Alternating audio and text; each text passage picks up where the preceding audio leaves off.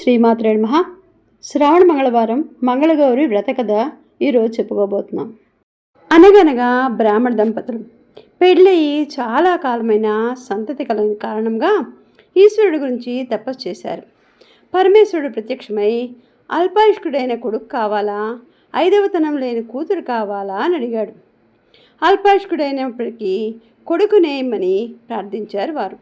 తదాస్తు అని వరమిచ్చి శివుడు తరలిపోయాడు. శివుడిచ్చిన వరప్రభావం వలన ఆ చిరకాలంలోనే ఆ బ్రాహ్మణ ఇల్లాలు గర్భం ధరించి సకాలానికే చక్కటి మగబిడ్డను ప్రసవించింది.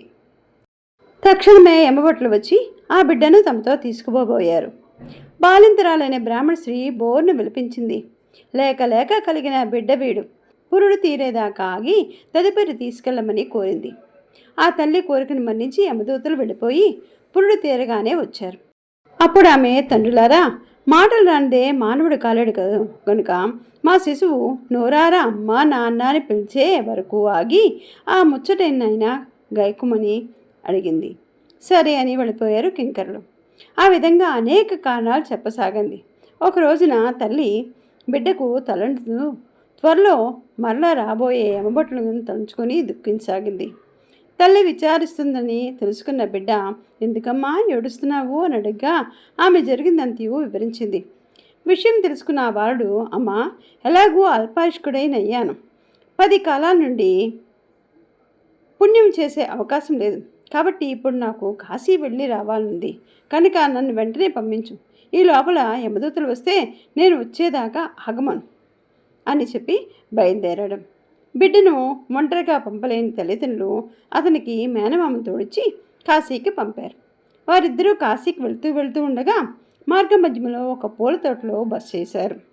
అదే వేళకు ఆ పూల తోటలో పూలు కోసుకొని నిమిత్తం వచ్చిన ఆ ఊరి రాజు కుమార్తె ఆమె చెల్లు మధ్యలో తగు వచ్చి ఒకరినొకరు తిట్టుకోసాగారు.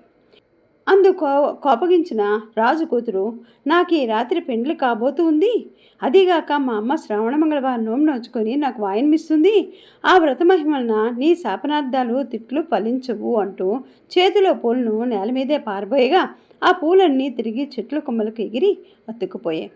అది చూసిన బ్రాహ్మణ బాలుడు, ఆ పిల్ల తన భార్య అయితే బాగుండు అనుకున్నాడు. ఆ రోజున రాజుగారు తన కూతుర్ని పెళ్లి కుమార్తెను చేయించాడు. రాణి ఆమెకు శ్రవణ మంగళవారం నోము వాయినం ఇచ్చింది. అందరూ పెళ్లి వారికి రాక కోసం ఎదురు చూడసాగారు. ఇంతలో పెళ్లి కుమారునికి సుస్థిగా ఉన్నందున పెళ్లి మరొక ముహూర్తానికి వాయిదా వేయాల్సిందిగా మగ పెళ్లి వారి నుండి కబురు వచ్చింది. వివాహాన్ని వాయిదా వేయడం రాజుకి ఇష్టం లేదు.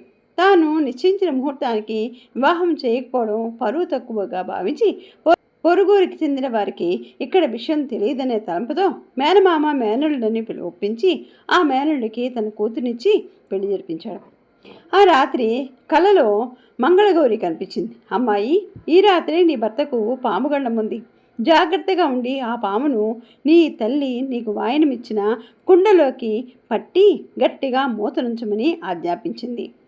ఆ పిల్ల ఉలిక్కుపడి లేచి చూసేసరికి అప్పటికే ఒక పెద్ద పాము బుసలు కొడుతూ పెండ్లి కొడుకు మంచం దగ్గరకు వచ్చి పాకుతూ కనిపించింది. వెంటనే రాజకుమార్తె అటక మీద ఉన్న నోముకుండను తీయబోయింది. అది అందని కారణంగా వరుని తొడపై నిలిచి ఆ కుండను దింపి పామునందులోనికి పట్టి ఒక రవికల గుడ్డతో దాని మీద గట్టి వాసన కట్టు కట్టి మరలా అటక మీద భద్రపరిచి తాను నిశ్చింతగా నిద్రపోయాను. తెల్లవరగానే మేనమామ వచ్చి పెండ్లి కుమారునికి నిద్రలేపి తనతో కాశీకి తీసుకు వెళ్ళిపోయాడు. కొన్ని రోజుల తర్వాత అసలు పెళ్లివారు అట్టహాసంగా వచ్చారు. రాజు సంతోషంగా తిరిగి పెళ్లి ఏర్పాట్లు చేయబోయగా రాకుమార్తె మాత్రం ఆ వివాహానికి ఇష్టపడలేదు. మొదటి ముహూర్తానికి తాళి కట్టిన వాడే తన భర్త అని ప్రకటించింది. ఎవరెంత చెప్పినా మారు మనకు అంగీకరించలేదు. అసలు ఆ కాశీకి పోయిన వాడే నీ భర్త అనేందుకు నిదర్శనం చూపించు అని పెద్దలు అడిగారు. అందుకు ఆ చిన్నది, తండ్రి, నువ్వు 1 సంవత్సరం అన్నదానం చెయ్యు, నేను 1 సంవత్సరం తాంబూలదానం చేస్తాను, అనంతరము నీకు నిదర్శనం చూపిస్తాను అంది. అందుకు రాజు అంగీకరించాడు. తక్షణమే సత్రం నిర్మించి నిత్యం అన్నదానం చేయసాగాడు. ఆ భక్తులందరికీ కూడా రాకుమార్తె తాంబూల దానం చేయసాగింది. ఇంకొన్నాళ్ళలో సంవత్సరం పూర్తవుతుందనగా కాశీకి వెళ్ళిన మేనమామ మేనల్లుడు స్వగ్రామానికి తిరిగి వెళుతూ మార్గమధ్యంలో పూల తోటలని బస్ చేసి అక్కడ సత్రంలో భోజనం చేశారు.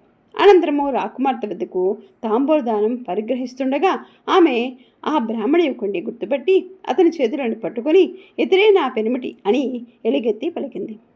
పెద్దలందుకు రుజువుకారుగా పెళ్లినాడు పాత్రలో నుండి తీసి తన వద్ద భద్రపరిచిన ఉంగరాన్ని అతని వేలికి తొడిగింది.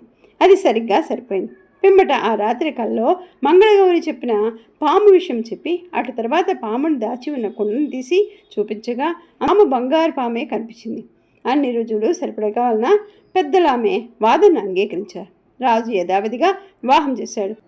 అత్తవారింటికి పంపించేటప్పుడు తల్లి ఆమె చేత శ్రావణ మంగళవారం నోము నోపించి ఆ కాటుకునక బరిలో భద్రపరిచి ఇచ్చింది. అక్కడ బ్రాహ్మణ దంపతులు బిడ్డ గురించి ఆవేదనతో ఎడతెరని కన్నీరు కార్చి ఆ కారణంగా అందులే సేవలు చేసాగారు. కానీ క్షేమం అడిగేవారు లేక నిత్యం దుఃఖితులై ఉండేవారు. అటువంటి సందర్భంలో పెళ్లి కూతురుతో సహా పెండ్లి కుమారుని లాంఛనాలతో ఊర్లోనికి వచ్చిన బ్రాహ్మణ యువకుడిని చూసి గ్రామస్తులందరూ విప్ర దంపతుల వద్దకు వెళ్ళి, మీ కష్టాలు తీరిపోయి మీ కుమారుడు రాజవైభవాలతో మీకు కోడలను తీసుకుని వస్తున్నాడు అని చెప్పారు. ఆ మాట వారికి ఆనందం కలిగిన నమ్మకం కలిగిన కారణంగా ప్రజలు తమని పరిహసిస్తున్నారేమో అని మరింత శోకగ్రస్తులయ్యారు. అదే సమయంలో ఆ బ్రాహ్మణ కుమారుడు తన భార్యతో సహా వచ్చి తల్లిదండ్రులకు పాదాభివందనం చేశాడు. జరిగింది తెలుసుకుని వాళ్ళు ఆనందించారు. కానీ కొడుకుని కోడని చూసేకునే అదృష్టం లేనంతగా దిగులు పడగా రాకుమార్తె తనతో తెచ్చిన శ్రావణ మంగళవారం నోము కాటుక అత్తమామల కళ్ళకు పూసింది. అదే తడవుగా వాళ్లకు చూపు వచ్చి ఆ కొడుకును కోడలను చూసుకొని సంబరపడిపోయారు. ఆ మహత్యానికి ఆశ్చర్యపడిన ఇరుగు పొరుగు వారంతా మహిమ కలగడానికి ఏం నోము నోచావమ్మా అని అడగ్గా శ్రావణ మంగళవారపు నోము నోచానని చెప్పింది. అది మొదలు ఊరిలోని మహిళలందరూ ఆ నోము నోచుకుని తరగని సిరులతో తరగని సౌభాగ్యంతో చెప్పలేనంత కాలము సుఖ సౌభాగ్యాలు అనుభవిస్తూ జీవించారు. ఆ నోము మంగళగౌరి వ్రతంగా జరుపుకుంటూ ఉంటారు. శ్రావణ మాసంలో మంగళవారం నోము నోచుకునేటప్పుడు ఈ కథను చెప్పుకొని అక్షంతలు వేసుకోవాలి. ఓం శ్రీ మంగళగౌరీ దేవతాభ్యో నమః.